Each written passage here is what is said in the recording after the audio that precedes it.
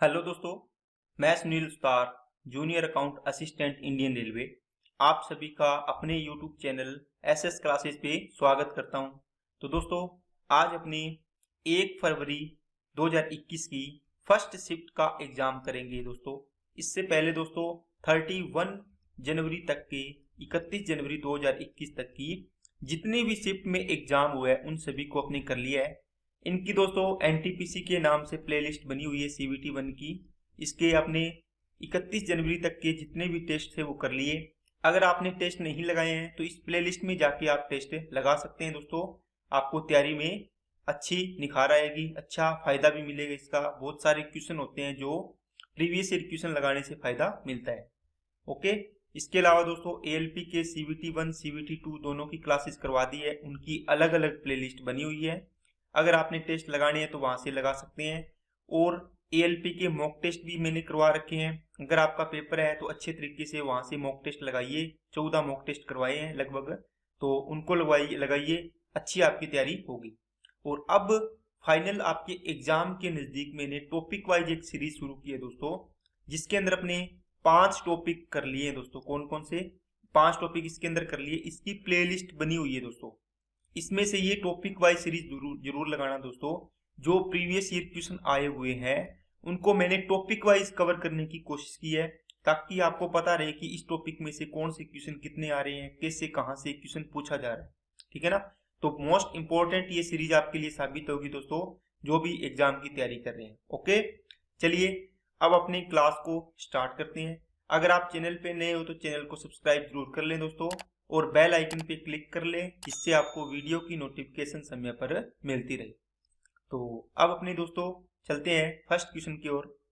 4 क्रमागत विषम संख्याओं का योग 160 है, तो सबसे छोटी संख्या ज्ञात कीजिए। दोस्तों एक तरीका तो इसका ये हो गया कि आप सबसे छोटी संख्या मानो x, विषम संख्या। ये x आपने क्या मानी है, विषम मानी है, ठीक है, ओड संख्या। तो दूसरी क्या हो जाएगी, x प्लस 2। फिर कौन सी हो जाएगी तीसरी, x प्लस 4। फिर कौन सी हो जाएगी, x प्लस 6। आपको बोला कि सभी संख्याओं का योग कितना है, 160। तो योग कर दो इनका, कितनी होगी, 4x प्लस 6 और 4 10, 10 और 2 12, 12 इक्वल टू कितना आ गया दोस्तों, 160 आ गया। तो 4x इक्वल टू कितना आ जाएगा, 148 आ जाएगी। इधर जाके माइनस कर देंगे, x की वैल्यू कितनी आएगी, 37। तो ये सबसे छोटी संख्या आ गई आपकी, आंसर है 2 नंबर। अब दोस्तों इसको एक सेकंड मेथड से अपने और कर सकते हैं थोड़ा सा जल्दी, कि 4 संख्याओं का टोटल दे रखा है 160। तो इनका एवरेज कितना आएगा, आप बोलो सर 40 आ जाएगा एवरेज। अब देखो 40 एवरेज आया, 40 खुद एक क्या है, सम संख्या दोस्तों। क्या है, सम संख्या। एवरेज का मतलब 4 संख्याएं हैं जैसे ये, ठीक है, इसका मतलब बीच की संख्या आना। अगर सम संख्याओं में आपकी संख्याएं है, देखो सम पद है 1 2 3 4, इसका मतलब बीच की 2 संख्याओं का एवरेज आपके पास आया होगा, जो भी आप इसमें एवरेज निकालोगे, है ना। या तो 5 संख्याएं होती दोस्तों इस प्रकार, 1 2 3 4 5। आप बोलते कि सर बीच वाली संख्या का एवरेज आप डायरेक्ट निकाल सकते हो, जो आएगा बीच में एक ही संख्या का आएगा, बाकी 2 इधर रहेगी और 2 इधर रहेगी।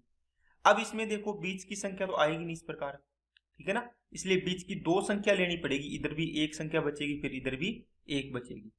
इसका मतलब 40 से जस्ट छोटी 39 और 40 से जस्ट बड़ी 41। इन दोनों का एवरेज इसके बीच में आएगा दोस्तों 40, ठीक है ना। जब भी सम संख्याएं हो इस प्रकार आपको ले लेना है। तो इससे छोटी कितनी आएगी 37, और इससे बड़ी कितनी आएगी 43। तो ये आपका 37 आपका आंसर हो जाएगा, ठीक है ना। जैसे मान लो 6 संख्याओं का टोटल दे रखा है आपको 60, बताओ एवरेज कितना आएगा, आप बोलोगे सर एवरेज आएगा 10। अब बताओ 10 है तो पहले कौन सी संख्या मानेंगे, 9 और 1 11। तो बीच की 2 संख्याएं आ गई, बच गई कितनी 4। तो 4 में से 2 संख्याएं इधर आएगी, 2 संख्याएं इधर आएगी। इधर कौन सी आएगी, 9 से 7, 7 से 5, इधर 11 और 2 13, 13 और 2 15। क्योंकि विषम संख्याएं हैं तो 2 2 के गैप पे चलेगी, तो ये आंसर आ जाएगा। सबसे बड़ी संख्या 15, सबसे छोटी संख्या 5। Okay, next. एक व्यक्ति की आय और व्यय का रेशियो दोस्तों 9:5 है। व्यक्ति की आय 27,000 है, इसका मतलब 9 की वैल्यू 27, तो 1 की वैल्यू कितनी आ गई 3,000, ठीक है। अब देखो 9 रुपए इसकी इनकम, 5 रुपए खर्चा, बचत कितनी होगी 4। आपको कुछ है बचत, तो 1 की वैल्यू 3000, तो 4 की वैल्यू कितनी हो जाएगी, 4 इंटू 3000 कितना हो जाएगा दोस्तों, 12,000 रुपीज की क्या आ जाएगी, सेविंग आ जाएगी। नेक्स्ट, 15 व्यक्ति किसी कार्य को 30 दिनों में कर सकते हैं, तो 15 इंटू कितना आ जाएगा, 30, टोटल वर्क हो गया। इसी काम को 20 आदमी करेंगे, कितने दिन में करेंगे, 0 से 0, 15 तिया 45, तो 45 डिवाइड बाई 2 करोगे तो कितने दिन आ गए दोस्तों, 22.5 दिन आ गया। M1D1 बराबर M2D2 वाले फॉर्मूले से ये हल हो जाएगा। बिंदु A 1 2 3 4 4 1 एक ऐसे त्रिभुज के शीर्ष है जो है, आपको बताना है ट्राइंगल कौन सा है। दोस्तों अगर मैं आपको ये बोलता कि दोस्तों एक ट्राइंगल ये दिया हुआ है, ठीक है, ABC, चलो ABC मत लिखो, सीधा ही लिख लो, ठीक है ना, आपको ट्राइंगल बना देता हूं मैं ताकि आपकी हर एक चीज दोस्तों क्लियर हो जाए। एक ट्राइंगल आपको ये दे दिया दोस्तों, ठीक है, दूसरा ये दे दिया, तीसरा एक ट्राइंगल और बना दिया, ठीक है, एक ट्राइंगल मैंने और बना दिया। अब आपको इनकी भुजाएं देख के पता होना चाहिए, जैसे मैंने इसको लिखा 5, ये 6 और ये मान लो 7 लिख दिया, ठीक है, इसको लिख दिया मैंने 10 10 और 10, इसको मैंने लिख दिया 12 12 और कितना लिख दिया, 8 लिख दिया, इसको लिख दिया मैंने 4 5 और सॉरी कितना 3 4 5, 3 4 और 5, ठीक है। अब इनको देख के आपको पता चल जाएगा कि सर ये तो विषमबाहु त्रिभुज हो गया, ये समबाहु त्रिभुज हो गया, ये दो भुजाएं बराबर है तो समद्विबाहु त्रिभुज हो गया। ये देखो 3 4 5 ट्रिपलेट बन रहा है, इसका मतलब दोस्तों कौन सा है, ये समकोण त्रिभुज है। लेकिन अब की बार इसने ये पूछ लिया कि मैंने आपको शीर्ष दिए हैं, आपको भुजाएं दी नहीं, ए की वैल्यू दे दी 1 2, इसकी वैल्यू दे दी कितनी दोस्तों 3 4, ठीक है, सी की वैल्यू दे दी 4 1, तो आपको ये दूरी निकालनी पड़ेगी भुजाओं की लंबाई, इसकी ये लंबाई है ना जो, ये निकालनी पड़ेगी। इससे कैसे निकालोगे, आपको डिस्टेंस फॉर्मूला बताया हो दोस्तों, क्या होता है डिस्टेंस फॉर्मूला, इक्वल टू होता है x2 माइनस x1 का whole square plus y2 minus y1 का होल स्क्वायर। अब देखो डायरेक्ट निकाला करो, 4 में से x वाले पहले x वाले होते हैं, उसके बाद ये y वाले, तो 4 में से 1 गया 3, 3 का स्क्वायर 9 प्लस 2 और 1 का डिफरेंस लेना है पॉजिटिव, क्योंकि स्क्वायर हो जाएगा तो पॉजिटिव हो जाना है, 2 और 1 का डिफरेंस 1, 1 का स्क्वायर 1, कितना आ गया √10 आ गया। ये किसकी वैल्यू आ गई, इस भुजा की लंबाई आ गई। अब इसकी निकाल लो, 3 और 4 का डिफरेंस देखो, पहला 3 इसमें 4, 1 आएगा, 1 का स्क्वायर 1, इसमें 4 और 1 का डिफरेंस 3, तो 3 का स्क्वायर 9 आ जाएगा, तो रूट कितना आ गया 10 आ गया। समझ में आ गई क्या बात है। ये 1 और 3 का डिफरेंस है 2, 2 का स्क्वायर 4, 4 और 2 का डिफरेंस 2, 2 का स्क्वायर 4, इसका रूट करो, 4 और 4 8, इसका मतलब √8 आ गई। आप बोलो सर दोनों भुजाएं बराबर है, इसका मतलब समद्विबाहु त्रिभुज होगा। अगर तीनों भुजाएं बराबर आ जाती तो कौन सा होता, समबाहु त्रिभुज हो जाता। ओके नेक्स्ट, एक किसान के घर में मुर्गी और बकरियां हैं, उनके सिरों की कुल संख्या 42 है, उनके पैरों की कुल संख्या 138 है, मुर्गियों की संख्या बतानी है।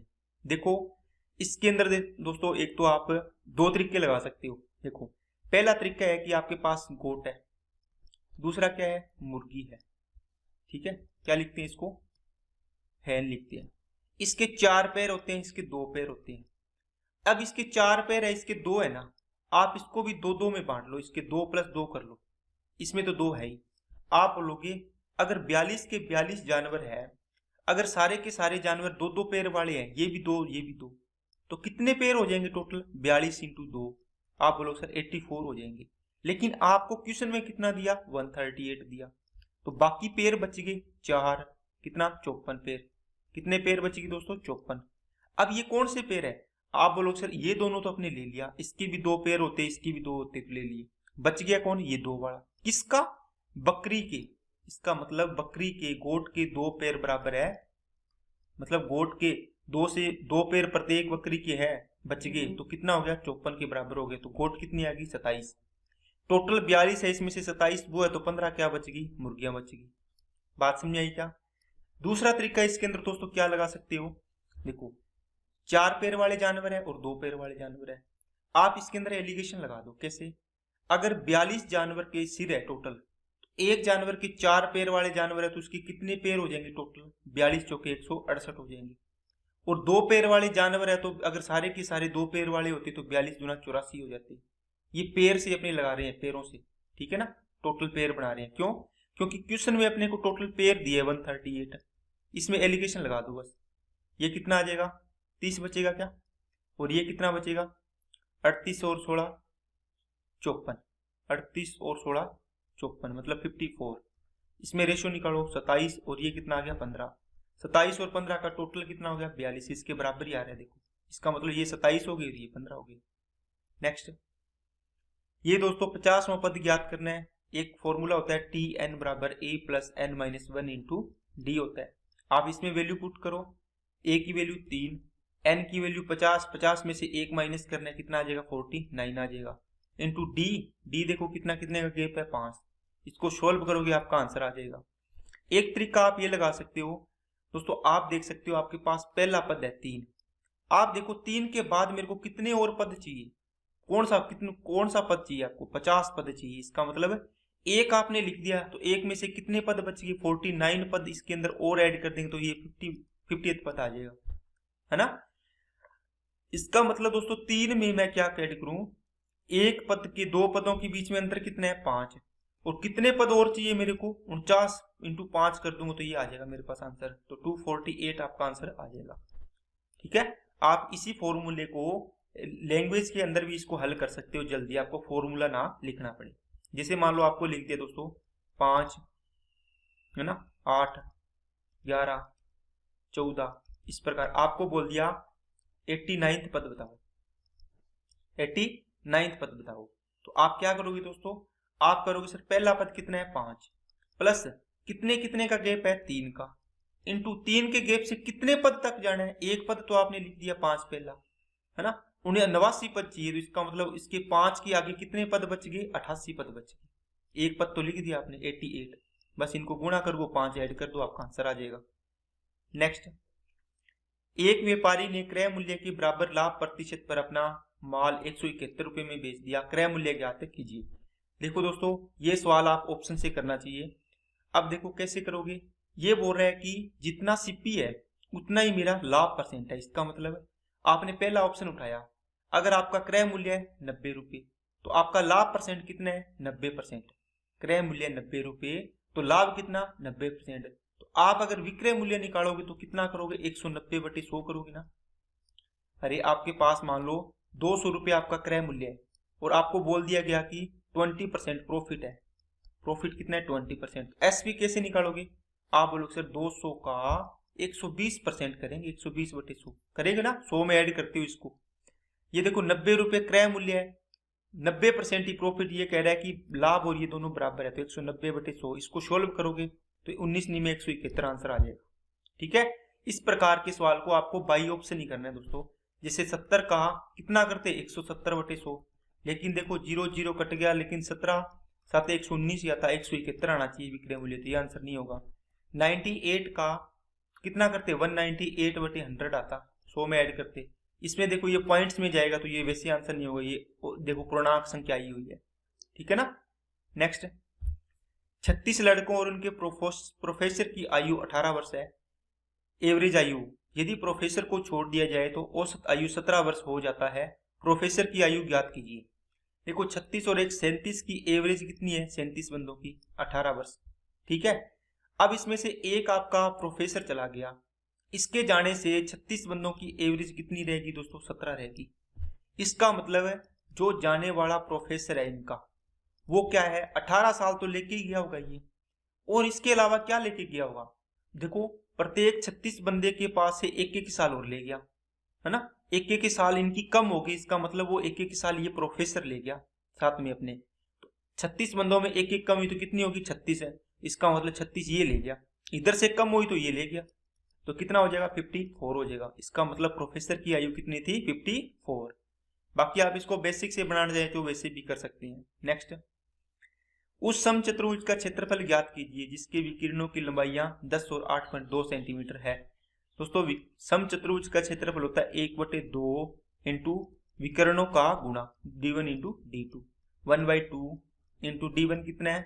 10 ये कितना है 8.2, इसको काट दिया 5, तो इसको गुणा करोगे कितना आ जाएगा 4.1 सेंटीमीटर स्क्वायर, सॉरी 4.1 नहीं आएगा, गुणा करोगे तो पॉइंट हट जाएगा ना, 41 सेंटीमीटर स्क्वायर आपका आंसर आ जाएगा।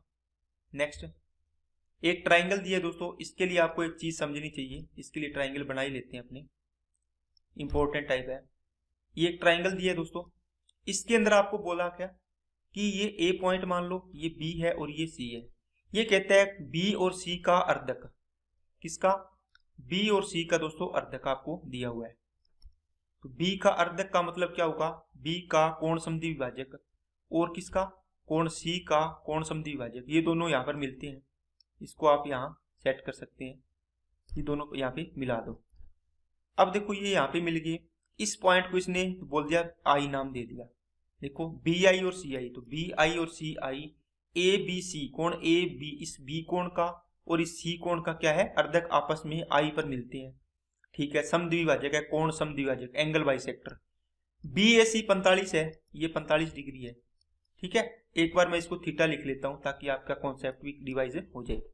आपको ये कोण पूछेगा कब, जब दो कोणों के कोण समद्विभाजक मिलते हैं, तो इसके अपोजिट कोण थीटा दिया हुआ है, तो आपको इसकी वैल्यू पूछेगा, इस कोण की कितनी आएगी, कितनी होगी दोस्तों, तो कोण B I C equal to होगा 90 डिग्री प्लस कोण हाफ ऑफ ए। इसके अपोजिट जो भी कोण होगा ना, इसका हाफ होगा, इसका मतलब आप थीटा बाई 2 भी लिख सकते हो। अगर ये यहां पर बनता, कैसे, इसको मैं रफ बना देता हूं, ठीक है, इसका कोण समद्विभाजक और इसका कोण समद्विभाजक मिलता, ये ए है, ये बी है, ये सी है, ये कोण मान लो दिया होता, तो इसकी वैल्यू कितनी होती, आप बोलते सर 90 डिग्री प्लस कोण हाफ ऑफ किसका, बी का। देखो इसके अपोजिट देखो कोण है, इसका हाफ लेना है, 90 डिग्री में जोड़ना है। अगर इस वाली साइड यहां से बनाते आप, ये कोण निकालते, तो क्या करते, 90 डिग्री प्लस कोण हाफ ऑफ सी होता। इसके अपोजिट देखो ये रहा, इसके अपोजिट ये है, इसके अपोजिट ये है, ठीक है ना। तो ये इसका रूल दोस्तों याद रखना है आपको। तो अब इसके अंदर ये 45 डिग्री दिया हो, तो 90 में 45 का आधा 22.5 ऐड करो, कितना आ जाएगा 112.5। नेक्स्ट, यदि 3 धनात्मक संख्याओं का अनुपात दे रखा है, उनके वर्गों का योग इतना है, उनमें से सबसे छोटी संख्या ज्ञात कीजिए। वर्गों का योग है दोस्तों 3x, 7x और 8x कर लो। 3 का स्क्वायर 9x स्क्वायर, 7 का स्क्वायर 49x स्क्वायर, 8 का स्क्वायर 64x स्क्वायर। इन तीनों का योग किसके बराबर है, इनके वर्गों का योग 7808 के, 64 और ये कितना हो गया 58, 58, 8 और 4 12, 11 और 1 12, 122 एक्स स्क्वायर इक्वल टू 7808। 2 से इसको काटा 61 बार, 2 से इसको काट दो, 2 3 6, 2 9 18, 0 2 2 4, तो 61 एक्स स्क्वायर इक्वल टू इतना आ गया। एक्स स्क्वायर इक्वल टू 61 का डिवाइड जा रहा है क्या पूरा पूरा, देखो करके देखना पड़ेगा दोस्तों 61, क्योंकि अभाज्य संख्या है, तो कितनी बार जाएगा 6 5 30, तो 5 एकम 5, 5 6 30, 305 बार, 305 पर गया 5 बार के लिए 5, ये 8 बच गया, ये 4 आ गया, ठीक है। अब इसका आगे करके देखो 85 बची है क्या, एक बार और जाएगा ना, मैं सोचा बच भी नहीं सकता ना, 6 बार जाएगा ये दोस्तों, तो 6 एकम 6, 6 6 36, 366, 4 बच गया, 8 में से 2 बच गया, ये 4। अब देखो ये 4 बार जाएगा 64 बार, तो एक्स स्क्वायर बराबर 64, तो एक्स की वैल्यू कितनी आ गई 8 आ गई। अब आपको पूछे दोस्तों सबसे छोटी संख्या 3x, तो 8 दिया 24 आंसर आ जाएगा। नेक्स्ट, निम्न को हल करना है दोस्तों, स्क्वायर रूट निकालना आना चाहिए, वैसे भी याद होना चाहिए। 15 21 है, ये 39 का होता है, ये किसका होता है, इसको निकाल लो, 49 है, ये 3 या 7 का होगा। इससे जस्ट छोटा परफेक्ट स्क्वायर 16, 16 का वर्गमूल 4, 4 यहाँ लिखो, 4 को 5 से गुणा करो, 4 5 20, तो ये 18 बड़ा है या छोटा, छोटा तो छोटे वाला आंसर होगा, तो 39/43 आंसर आ जाएगा। नेक्स्ट, किसी त्रिभुज में कोणों का कुल योग 180 डिग्री होता है दोस्तों। यदि 7 वर्षों का साधारण ब्याज मूलधन के 56% के बराबर है, तो यह कितने वर्षों के बाद मूलधन के बराबर हो जाएगा। देखो अच्छा सवाल है दोस्तों, इंपॉर्टेंट सवाल है। ये कह रहा है कि 7 वर्ष में सिंपल इंटरेस्ट हो जाएगा दोस्तों, कितना, मतलब क्या हुआ, RT% है आपके पास, R इंटू टी कितना है 56%, ओके।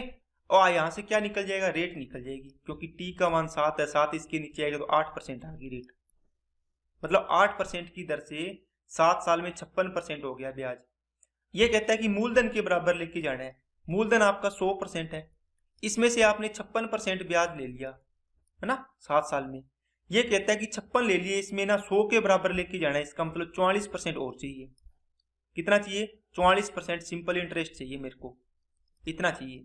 अब आप बोलो सर इसमें RT% फिर लगाएंगे, कितना आएगा? 44%। जो R की वैल्यू कितनी है? 8, तो T की वैल्यू निकल जाएगी 44, ये R है, यहाँ पे आ जाएगा 8। इसको डिवाइड करो, कितना आ गया दोस्तों? 22/4, 11/2, इसका मतलब 5.5 साल आ गया, 5.5 ईयर। तो देखो 56% तक 7 साल तो लग ही गए थे आपको, 7 साल ये और 5.5 साल ये, 12.5 साल आंसर आ जाएगा। नेक्स्ट, यदि किसी भिन्न के अंश में 30% की वृद्धि कर दी जाए और हर में 35% की कमी कर दी जाए तो भिन्न का मान 3/15 हो जाता है। मूल भिन्न ज्ञात करें। देखो आपके पास कोई भी भिन्न है दोस्तों, x/y, इस भिन्न को ये बोल रहा है क्या करना है? x/y, अंश को 130% की वृद्धि करोगे तो 130 हो जाएगा, हर में 35 की कमी की है तो 65% बचेगा। कहता है इतना करने के बाद 3/15 का मतलब 1/5 होगी, 1/5। अब इसको काटो, 65 दूनी 110, इसको क्रॉस मल्टीप्लाई करोगे तो x/y इक्वल टू कितना आ जाएगा? 1/10। तो आपका आंसर कितना आ गया? 1/10। आप इसको ऑप्शन से कर लो दोस्तों। 1/10 आपकी भिन्न थी मान लो, इसमें आपने 130% किया और डिवाइड किया 65 से। क्यों? 30% की वृद्धि से 130% के अंश को बढ़ा दिया, हर को 35% कम किया, इसका मतलब 65% कर दिया। तो आपका देखो कितना आ रहा है? 65 दूना 130, 1/, कितना आ रहा है? 5 आ रहा है, 1/, कितना आ रहा है? 5। तो ये इसने बोला इतना, ये चीज करने के बाद 1/, देखो 3/15 ये 1/5 ही है ना, इसके बराबर आना चाहिए, आ रहा है, अपना आंसर यही हो जाएगा। नेक्स्ट, ए ने एक बैंक में 8,000 रुपए की धनराशि 8% वार्षिक साधारण ब्याज पर जमा की। बी ने 6,000 रुपए की धनराशि 10% वार्षिक चक्रवृद्धि ब्याज पर जमा की। 3 वर्षों के बाद उनकी ब्याज की राशि के बीच का अंतर ज्ञात कीजिए। दोस्तों सवाल बढ़िया है। देखो ए ने 8,000 रुपए लगाए, 8% दर है, 3 साल का टाइम है, ठीक है। एक दूसरा व्यक्ति है दोस्तों, कौन है? 6,000 रुपए लगाए इसने, बी ने, कितने? 10% की दर से। कितना टाइम है? 3 साल का टाइम है। ये तो लगा रहा है दोस्तों सिंपल इंटरेस्ट पर, साधारण ब्याज। ये CI पर लगा रहा है, कंपाउंड इंटरेस्ट पर। इसमें क्या होगा? RT%, 8 24% ब्याज निकाल दो 8,000 का, है ना। 8,000 का 24% आप डायरेक्ट भी निकाल सकते हो आप, 24 8 192, 1920 रुपये आपका सिंपल इंटरेस्ट आएगा। लेकिन यहाँ क्या निकालना है? CI निकालना है। तो 3 साल का 10% की दर से 33.1% इसकी इफेक्टिव रेट बनेगी। इतना परसेंट इसके मूलधन का निकाल दो। यहाँ से पॉइंट हटाओगे, नीचे 3 जीरो आएगी ना, परसेंटेज, और ये हटा के 3 जीरो से 3 जीरो कट गई, इसको गुणा करो। 6 एकम 6, 6 × 18, 6 × 18 और 1 19, इनका डिफरेंस पूछे कितना आ जाएगा? 66। नेक्स्ट, ए और बी की आयु का अनुपात 5:3 है दोस्तों। ए और बी की आयु का अनुपात 5 अनुपात कितना है? 3 है। 5 वर्ष के बाद, ठीक है, 5 साल बाद उनकी आयु का अनुपात 10 अनुपात कितना हो जाता है? 7 हो जाता है। ए और बी की वर्तमान आयु बतानी है, ये बतानी है दोस्तों। अब कैसे करोगे? देखो इनमें डिफरेंस कितने का है? 2 का। इनमें डिफरेंस कितने का है? 3 का। क्या बराबर है? क्या नहीं है, तो बराबर करना पड़ेगा। इसका मतलब इस वाले रेशियो को इस 3 से गुणा कर दो, इसके जो अंतर है इसका गुणा यहाँ कर दो, बस बराबर हो गया। करो, 3 5 15, 3 3 9, ये कितना हो जाएगा? 2 से किया 20 और 2 से किया दोस्तों 14। अब देखो यहां से 9 से 5 जोड़ोगी 14, 15 से 5 जोड़ोगी 20, का मतलब इनका अंतर सेम हो जाएगा। 5 की वैल्यू कितनी हो जाएगी? 5 साल। 1 की वैल्यू कितनी हो जाएगी? 1 साल। तो 9 की वैल्यू 9 साल, 15 की वैल्यू 15 साल, ठीक है। तो वर्तमान में उनकी आयु के बीच का अंतर कितना है? तो कितना अंतर है दोस्तों? देखो 6 साल, तो आंसर आ जाएगा इसका 6 ईयर। नेक्स्ट, इनका दोस्तों क्या निकालना है? HCF निकालना है। 2/9, 16/81, 32/117। ये दोस्तों फ्रैक्शन का HCF का LCM निकालना हो, इसके लिए आपके पास फॉर्मूला होना चाहिए। अगर आपको फ्रैक्शन का HCF निकालना है तो आप ऊपर का मतलब अंशों का HCF निकालना है और हरों का क्या निकालना है? LCM निकालना है, ठीक है ना। बात समझ आ गई क्या? जैसे मान लो A/B, C/D, ठीक है, E/F, इस प्रकार ये आपको दे दिया। इनका आपको निकालना है HCF।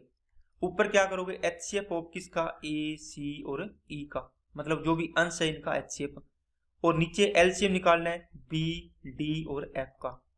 अगर यही LCM निकालना हो तो LCM आएगा ऊपर किसका, ऊपर वालों का, ACE का LCM, और नीचे HCF आ जाएगा BDF का। जो निकालना है वो ऊपर रहेगा, बाकी नीचे। जो निकालना है वो ऊपर रहेगा, जैसे LCM HCF निकालना है, HCF ऊपर LCM नीचे, LCM निकालना है LCM ऊपर ये नीचे, ये फॉर्मूले होते हैं। तो एक बात ध्यान रखनी दोस्तों, इनको जहां तक कटता हो ना काट लेना। 27 दूना 54, 27 सात 189, जो भी कटता हो ना आप इनको काट लेना। 2/9, 16/81, 32/117 और 2/7। ठीक है। अब इनका ऊपर वालों का 2, 16, 32, 2 का HCF कितना आएगा, HCF ही निकालना है आपको, कितना आएगा, 2 आएगा। नीचे वालों का देखो, सबसे बड़ी संख्या कितनी है, 117, तो इसको आप क्या लिख सकते हो, 13 × 9, 13 9 में 117। आपने इस संख्या को तो लिख लिया। इसके अलावा इसको चेक करो, क्या इस संख्या के अंदर है क्या, आप बोलो सर नो है, इसका मतलब इसका कुछ नहीं करना। 81 देखो इसमें है क्या, आप बोलो सर 81 9 × 9 होता है, तो 9 तो है, बाकी एक 9 और बच गया, इसका मतलब 9 का गुणा और कर दो। अब ये तो आ ही गया था, इसको चेक करो 7 है क्या, इसमें नहीं है तो 7 का गुणा कर दो, जो नहीं है उसको ले आओ। अब इसको मल्टीप्लाई करोगे तो इसका मतलब ये यहाँ आ जाएगा 81 × 7, इसको मल्टीप्लाई करोगे तो ये आपका आंसर आएगा। नेक्स्ट, किसी आयत की लंबाई एक वृत्त की त्रिज्या के 3/5 के बराबर है। वृत्त की त्रिज्या उस वर्ग की भुजा के 2 गुने के बराबर है जिसका क्षेत्रफल 3325 स्क्वायर यूनिट्स है। देखो यहीं से आपके सारे पूरी की पूरी लाइन सॉल्व हो जाएगी। कैसे, वृत्त की त्रिज्या r किसके बराबर है, उस वर्ग की भुजा के 2 गुने के बराबर है, किस वर्ग की, जिसका क्षेत्रफल कितना है दोस्तों, a²। उस वर्ग का क्षेत्रफल कितना है, a² बराबर 3025। इस वर्ग की भुजा कितनी आ जाएगी, इसका रूट करोगे कितना आ जाएगा, 55। इसके दुगुने के बराबर है इसकी त्रिज्या। देखो इसने बोला इसकी त्रिज्या वृत्त की उस वर्ग की भुजा के 2 गुने के बराबर है जिसका क्षेत्रफल 3025 है। 3025 से आपने भुजा निकाल ली, भुजा का डबल किया तो त्रिज्या आ गई। अब आयत की लंबाई एक वृत्त की त्रिज्या का 3/5 है, इसका L कितना आ गया, 110, त्रिज्या का 3/5 कर दो तो ये कितना आ गया, 66 आ गया। अब देखो आयत की चौड़ाई वर्ग की भुजा के 5वें भाग के बराबर है, तो आयत की चौड़ाई वर्ग की भुजा कितनी है, 55। 55 का 5वां भाग मतलब 1/5 कितनी आ जाएगी, 11। आपको पूछा है कि आयत का क्षेत्रफल, तो लंबाई कितनी है, 66, चौड़ाई कितनी है, 11, एरिया आ जाएगा तो 11 × 66, 11 × 66 और कितना हो गया, 72, तो 726 आपका आंसर आ गया। नेक्स्ट, किसी संख्या के 3/5, देखो x कोई संख्या है, इसका 3/5, 7/17 का 2/5 बराबर कितना है, 84 है। ठीक है, आपको उस संख्या का 40% चाहिए। दोस्तों पूरी संख्या निकालोगे आप x, फिर उसका 40% मतलब निकालोगे। इससे अच्छा आप इसको देखो 2/5 बनाना है, अगर 2/5 यहाँ पड़ा है तो इसको रख लो यहाँ पर, इसका मतलब इन दोनों को यहाँ ले जाओ। x का आपको 2/5 चाहिए, कितना आ जाएगा, 84 × 17 × 5 डिवाइड बाई कितना आ जाएगा, 3 × 7, 3 7 21, 21 चौके 84, तो 4 5 20 और 17 दूना 34, तो 340 आंसर आ जाएगा। ओके, क्योंकि संख्या का 40% चाहिए, 40% ये दोस्तों 2/5, इसको आप ऐसे लिख सकते हो, संख्या का 40% कितना आ जाएगा, 340। या फिर आप ऐसे करो, x बराबर क्या होगा, 84, इन पूरे को एक साइड में ले जाओ तो 5 × 5 × 17 और नीचे क्या आ जाएगा, 3 × 7 × 2। अब इस संख्या का 40% निकालो तो 4/10 कर लो या 2/5 कर लो, इसका मतलब इसका भी 2/5 कर दो, सेम चीज बनेगी ना। नेक्स्ट, एक फूलदान का CP 120 5% की हानि पर बेचता है, विक्रय मूल्य तो 120 का 95% निकाल दो विक्रय मूल्य। दोस्तों 0 से 0 कट गया, ये 6 हो गया, ये 5 हो गया, 5 से इसको काटा 19, 19 से 114। नेक्स्ट, 5 सेंटीमीटर की भुजा वाले समषटभुज का क्षेत्रफल ज्ञात करो। दोस्तों समषटभुज होता है ना, उसका क्षेत्रफल क्या होता है, अगर आपने क्लास लगाई है, ठीक है, इस समषटभुज का क्षेत्रफल क्या होता है, इसके अंदर समबाहु त्रिभुज बनते हैं, तो एक समबाहु त्रिभुज का क्षेत्रफल क्या होता है, √3/4 × साइड स्क्वायर। इसके अंदर कितने बनते हैं, 6 समबाहु त्रिभुज बनते हैं इस प्रकार। ठीक है ना, तो 6 का आप टोटल कर दोगे तो इसका टोटल बन जाएगा, तो 6 × √3/4 × भुजा स्क्वायर, तो ये कितना हो जाएगा, साइड की वैल्यू रख दो, यहाँ पर a की वैल्यू रख दो, कितना है 5, तो 5 का स्क्वायर 25 हो जाएगा। ये 2 हो गया और ये 3 हो गया। 5 25 75 बटे 75√3/2 आंसर आ जाएगा। नेक्स्ट, दो संख्याओं का अनुपात 11-19 है, ठीक है। प्रत्येक संख्या में से 7 घटा दिया तो नई संख्याओं का अनुपात 5-9 हो गया। देखो यहां पर देखो 19 से ये घटाया है तो 10 घटा है रेशो में, यहाँ कितना घटा है 6 ही घटा है, तो बराबर नहीं है, लेकिन इसने बराबर घटाया है 7। आप क्या करो, इनका डिफरेंस देख लो कितना है 8, यहाँ डिफरेंस कितना है 4, इनको बराबर करो। इसका मतलब इसको अगर 2 से गुणा कर दूं इस पूरे रेशियो को तो ये देखो 8 बन गया, बन जाएगा ना, 5 दूनी 10 9 दूनी 18, 8 का डिफरेंस बन गया। अब देखो 19 से ये 9 दूनी 18, 1 की कमी हुई है, लेकिन वो कह रहा है 7 की हुई है, 1 बराबर 7 की है। आपको पूछा है वास्तविक संख्याओं के बीच में निरपेक्ष अंतर, 8 का अंतर है, तो 8 की वैल्यू कितनी हो जाएगी 56, तो अंतर कितना आ गया इनका 56। नेक्स्ट, दो ट्रेनें हैं दोस्तों, एक दूसरे से विपरीत दिशाओं में चल रही है, ठीक है। एक ट्रेन की लंबाई 136 सेंटीमीटर है, सॉरी 136 मीटर है, और दूसरी ट्रेन की लंबाई 185 मीटर है। जब दो ट्रेनें विपरीत दिशाओं से चलती है तो ये कहता है कि एक दूसरे की ओर आ रही है, जिनमें से एक की गति 70 है, दूसरे की 65 है। एक स्थान पर मिलने के बाद, जैसे मान लो दोस्तों एक ट्रेन यहाँ पर है, इस डायरेक्शन में जा रही थी, और एक ट्रेन यहाँ आ गई, दोनों के सिरे आपस में मिल रहे हैं, यहाँ पर ड्राइवर आपस में बात कर रहे हैं, इस पॉइंट पे यहाँ पे ड्राइवर बात कर रहे हैं, है ना, ये सिरे है। ये कहता है, ये मान लो 136 है, ये 185 है। कहता है मिलने के, एक स्थान पर मिलने के बाद दोनों ट्रेनें कितने समय में एक दूसरे को पार करेगी। तो देखो दोनों ट्रेनें एक दूसरे की लंबाई को पार करेगी, 136 यहां से यहां तक कितनी लंबाई बनेगी टोटल, देखो इनको ऐड करोगे तो टोटल लंबाई बन गई, तो ऐड करो इनको, कितना आएगा 5 और 6 11, 8 और 3 11 और 1 12, ठीक है, और 1 और 1 2 और 1 3, तो 321 मीटर होगी। अब आपको टाइम निकालना है कितना समय है, तो इनके विपरीत दिशा है तो इनकी जो स्पीड होगी वो क्या होगी, रिलेटिव स्पीड निकलेगी। तो 70 प्लस 65, ये तो किलोमीटर प्रति घंटा में है, तो इसको मीटर प्रति सेकंड में चेंज कर दो।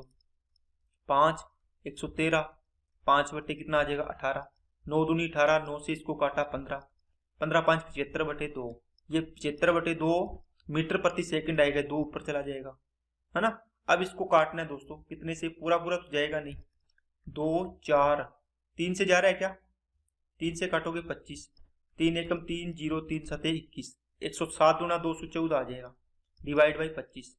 अब देखो 25 8 200, 8 वाला देखो एक ही ऑप्शन आगे, सोल्व भी मत करो, ठीक है। नेक्स्ट, यदि किसी धनात्मक संख्या को उसके वर्ग में से घटाया जाता है तो शेषफल 812 बचता है, संख्या ज्ञात कीजिए। देखो एक धनात्मक संख्या को उसके वर्ग, तो संख्या मान लो x है, कोई भी पॉजिटिव नंबर, उसका वर्ग x², इसमें से इस संख्या को घटा दिया, है ना, तो शेषफल कितना आता है 812 आता है। समझ में आ गई बात। अब क्या हुआ दोस्तों, इसमें से x कॉमन ले लो तो x माइनस कितना बचेगा 1 बचेगा, 812। इसका मतलब आपको ये पूछ रहा है पेयरिंग, कि किन दो लगातार संख्याओं का गुणा करें कि 800 के बराबर आ जाए। जैसे मान लो 9 × 10 का गुणा किया 90 आ गया, 8 × 9 का गुणा किया 72 आ गया, है ना। इस प्रकार आपको पूछ रहा है कि ये संख्याएं कौन सी ली। तो थोड़ा सा दोस्तों इस प्रकार का सवाल हो, ये क्वाड्रेटिक इक्वेशन है, इसमें आपको संख्या पूछी है तो आप थोड़ा सा ऑप्शन का सहारा ले लो। जैसे आपने इस संख्या को 25 लिया तो ये कितनी हो जाएगी 24, 25 × 24 तो 600 होता है, ये नहीं होगा। मान लो 23 ली x की वैल्यू तो 23, ये कितनी हो जाएगी 22, 22 23 तो ये तो 506 होता है, ये नहीं होगा। 27 लोगे तो 27 × 26 करना पड़ेगा, 26 27 कितना होता है 6 7 42 करके देखो, 26 का स्क्वायर 676 प्लस 26 500 कितना बनेगा 702 बनेगा ना, का 712 बनेगा, लेकिन ये भी 812 चाहिए, नहीं आ रहा। इसका मतलब ये 29 लोगे तो ये 28 होगी, इनका मल्टीप्लाई करोगे ना तो ये 812 के बराबर आएगा। ओके, तो ये आंसर हो जाएगा। नेक्स्ट, एक संख्या में 3 अंक है जिनका योग 18। अब देखो यहां से आते ही पहले तो आप चेक कर लो, 5 और 5 10 और 8 18, इनका भी हो रहा है। 9 और 5 14 और 4 18, 9 और 6 15 3 18, 14 और 4 18। इसका मतलब यहां से तो आपका कुछ भी नहीं बढ़ने वाला, और बीच वाला अंक अन्य दो अंकों के योग के बराबर है। अब यहां से देखो बीच वाला दो अंकों के योग के बराबर है क्या, नहीं है। 5 और 4 9 बराबर है, 5 और 4 6 और 3 9 से बन रहा है, ठीक है। 6 और 4 10 बन रहा है, ये तो कितना है 8 है, तो ये नहीं है। तो अपने दो ही ऑप्शन रह गए। यदि अब देखो, यदि संख्या के अंकों को पलट दिया जाए तो संख्या 297 अधिक हो जाती है, मतलब बढ़ जाती है। अब देखो इकाई का यहां से देख लो, अगर कोई भी संख्या 396 है, आपको पता है इसको पलटोगे ना आप, इसको क्या लिखोगे 6 9 3, इसको पलट दिया अंकों को, इसका मतलब ये बढ़ेगी। देखो क्योंकि इकाई अंक बड़ा है किससे, जो इसका शुरुआत वाला अंक है, इसका जो स्टार्टिंग पॉइंट है, ठीक है। अब ये शुरू में जाएगा तो संख्या बढ़ेगी, तो इसका मतलब इसमें देखो अब करके 600, इसको चेंज करके 396 घटा दो इसमें से, ये 7 आ गया, 18 में से 9 गया, 9 आ गया, और ये आगे 297 आ गया, इसका मतलब इसमें 297 ऐड हो रही है, तो आपका आंसर हो जाएगा ये वाला सी, ठीक है। अगर आपको 495 लेते हैं आपकी संख्या बनती 5 9 4, इसमें से अब देखो इनका डिफरेंस, इसमें 297 ऐड करने से क्या ये संख्या आ रही है क्या, आप इसमें 7 और 5 12 आ रहा है इकाई अंक, देखो यहाँ 4 आ रहा है, इसका मतलब ये आंसर नहीं होगा। नेक्स्ट, एक वृत्त के केंद्र से 5 सेंटीमीटर की दूरी पर एक 24 सेंटीमीटर लंबी जीवा है, वृत्त की त्रिज्या बताओ। दोस्तों एक वृत्त दिया हुआ है, इसके अंदर आपको क्या कहता है कि केंद्र से 5 सेंटीमीटर की दूरी है, यहां से एक जीवा की लंबाई है कितनी है 24, तो देखो वृत्त के केंद्र से जीवा पर अपने लंब डालते हैं ना, तो ये बराबर भागों में बांटता है इसको, ठीक है। अब ये 24 है तो ये 12 हो जाएगी, ये भी 12 हो जाएगी, बड़ा बना देता हूं दोस्तों, सॉरी, ये केंद्र है इसका, ये इसकी क्या है दोस्तों जीवा है, इसको आपने यहां पर मिलाया, इसका मतलब ये 12 होगी और ये भी 12 होगी, ये कितनी है 5 है। अब इसको मिलाया तो ये तो रेडियस है, अब ये समकोण त्रिभुज बन गया देखो 90 डिग्री से, इसका मतलब 5 12 13, इसकी वैल्यू कितनी आ जाएगी 13। नेक्स्ट, 20 लीटर पेट्रोल में 150 किलोमीटर जाता है, तो 30 में कितना जाएगा, तो 150 डिवाइड बाई 20 इंटू 30, बिल्कुल आसान सवाल है दोस्तों, 0 से 0, 2 से काटा 15, 15 इंटू 15 कितना हो गया 225। नेक्स्ट, ए की आयु बी की आयु से 3 गुनी है, ए की आयु बी की आयु से 3 गुनी है, देखो बी की आयु 1, तो ए की आयु 3 होगी, और सी की आयु की देखो, ए की आयु बी की आयु की 3 गुनी, और सी की आयु मतलब ए से रिलेट कर रहा है ये चीज, सी की आयु की आधी है, इसका मतलब सी की आयु की क्या है आधी है, किसकी आयु ए की आयु, तो ये 3 है तो इसका मतलब ये 6 होगी, तो इसकी आधी हो जाएगी कितनी 3 हो जाएगी। अब ये पूरा रेशियो बन गया। यदि उनकी आयु का योग 120 है, बताओ 6 और 1 7 और 3 10, तो 10 की वैल्यू कितनी होगी 120, एक ही बतानी है तो 3 पार्ट की वैल्यू बताओ कितनी आ जाएगी 36, ये आंसर आ गया। नेक्स्ट, ये सवाल इंपॉर्टेंट है दोस्तों, आपको देखो साइन थीटा इक्वल टू, मैं ये बोल दूं कि 1/2 है, बताओ थीटा कितना रखे, आप बोलो सर ये कितने डिग्री पर होता है 30 डिग्री पर होता है, लेकिन यहाँ थीटा की जगह मैंने यहाँ पे क्या लिखा हुआ है, यहाँ पर इसने a माइनस बी, इसका मतलब a माइनस बी की वैल्यू किसके बराबर हो जाएगी 30 डिग्री के। यहाँ कोस a प्लस बी 1/2 है, इसका मतलब कोस के अंदर कितनी मान रखें यहाँ पर कि 1/2 आए, तो आप बोलोगे sir a plus B theta है, इसकी वैल्यू होगी 60 डिग्री, क्योंकि कोस 60 का मान 1/2 होता है ना, और कोस साइन 30 का मान 1/2 होता है। इनको ऐड करो, a की वैल्यू 30 और 60 90/2 45 आ गई, और b की वैल्यू इनका डिफरेंस करो 30 30/2 15 आ गई, तो 45 और कितना आ गया 15, आंसर आ जाएगा इसका। नेक्स्ट, डीआई है दोस्तों, किन 2 वर्षों में 3 कंपनियों द्वारा अर्जित लाभ बराबर था। देखो आपको 3 कंपनी दी है ए बी और सी, ठीक है, 2010 2011 12 13 14 15, कहता है कि किन 2 वर्षों में, कोई भी 2 वर्ष है जैसे 2010 11 हो गया 11 12 हो गया, तीनों कंपनी का टोटल बराबर है लाभ, तो 2010 में ऐड करो 30 और 60 90 90 और 80 170 हो गया, इसमें 40 और 60 100 100 और 190 हो गया, इसका मतलब इसमें 100 और 120 220 हो गए टोटल, इसमें 60 9 7 16 16 6 22 220 हो गई।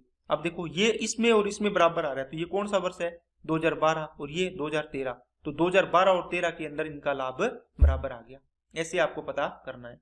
नेक्स्ट, एक ब्यूटिशियन की आय में उसका वेतन और उसकी सेवाओं से मिलने वाला बख्शीश शामिल है, इसका मतलब क्या बोला दोस्तों, इनकम है वो क्या किससे बन रही है सैलरी प्लस इसको जो भी बख्शीश मिल रही है, ऐसे लिख लो इसको बस शॉर्ट में, इनके बराबर है। एक विशेष सप्ताह के दौरान उसकी बख्शीश उसके वेतन का 5/4 थी। अब देखो इनमें रेशियो दे दिया, किसमें बख्शीश के अंदर और इसके सैलरी मतलब वेतन के अंदर। अब इनमें क्या रिलेशन दिया है, उसकी बख्शीश उसके वेतन का 5/4 थी, किसका वेतन का, जिससे तुलना कर रहे हो वो नीचे वाला, तो वेतन कितना है 4, तो बख्शीश कितनी हो जाएगी 5, इसका मतलब इन दोनों को ऐड करने से क्या बनेगा, आप लोग सर इनकम बनेगी, कितनी बनेगी 9। इसने पूछा है उसकी आय का कितना, इसका मतलब आय से इसका रिलेशन पूछा है, आय नीचे आ जाएगी, कितना अंश बख्शीश है, कितना है 9 में से कितनी है 5, तो 5/9 इसका आंसर हो जाएगा। किसका पूछा था, बख्शीश का। अगर पूछते उसकी आय का कितना अंश सैलरी है, कितना अंश, आप बोलते आय 9 है, इसमें से 4 सैलरी है, तो 4/9 क्या हो जाएगा, सैलरी का हो जाएगा। ठीक है ना। नेक्स्ट 9.08 घंटों को आप घंटे मिनट और सेकंड में चेंज करो। दोस्तों आसान है, देखो ये तो पूरा पूरा पार्ट है, देखो घंटों में लिखे, इसका मतलब 9 घंटे पूरे पूरे है। 0.08 है ना, 0.08, इसको आप देखो ये घंटा है तो इसको 60 मिनट से गुणा करो तो कितना बनेगा 6 8 48। देखो 2 जीरो नीचे आएगी ना, इसको हटाएंगे तो 1 जीरो कट जाएगी, 6 8 48, इसका मतलब 4.8 मिनट बनेगा। इसका मतलब क्या हुआ, डेसिमल के इधर वाला ये पूर्णांक है तो ये 4 मिनट बन गई पूरी पूरी, ये 4 मिनट आ गई। बाकी कितना बच गया 0.8 मिनट बच गया। मिनट को सेकंड से 60 सेकंड से गुणा कर दो, ये सेकंड में आ जाएगा, तो 8 6 48, तो ये 48 सेकंड आपका यहाँ आ गया। ये 0.10 लिखा जाएगा ना, इसका 48 सेकंड आ गया, तो आपका आंसर हो जाएगा ये बड़ा। तो ये दोस्तों आपकी आज की क्लास थी, कौन सी, 1 फरवरी की शिफ्ट 1 का एग्जाम अपने किया है दोस्तों। तो काफी अच्छे सवाल थे इसके अंदर भी, और कुछ 1-2 सवाल तो बिल्कुल लो लेवल के सवाल थे, और कुछ सवाल थे जो एडवांस के सवाल भी इसके अंदर ठीक आए हुए हैं। ठीक है, तो आपको बढ़िया तरीके से सारे सवालों को प्रैक्टिस करनी है, और कोई भी डाउट हो तो आपको टेलीग्राम ग्रुप का लिंक दिया हुआ है, उसमें आप पूछ सकते हैं। तो दोस्तों वीडियो अच्छी लगे तो लाइक करना, चैनल को सब्सक्राइब नहीं किया हो तो चैनल को सब्सक्राइब जरूर करें, और बेल आइकन पे क्लिक कर लें जिससे आपको वीडियो की नोटिफिकेशन समय पर मिलती रहे। और अपने दोस्तों के पास ज्यादा से ज्यादा इसको शेयर करो दोस्तों, ताकि उनको भी इस वीडियो का लाभ मिले। Okay, thank you.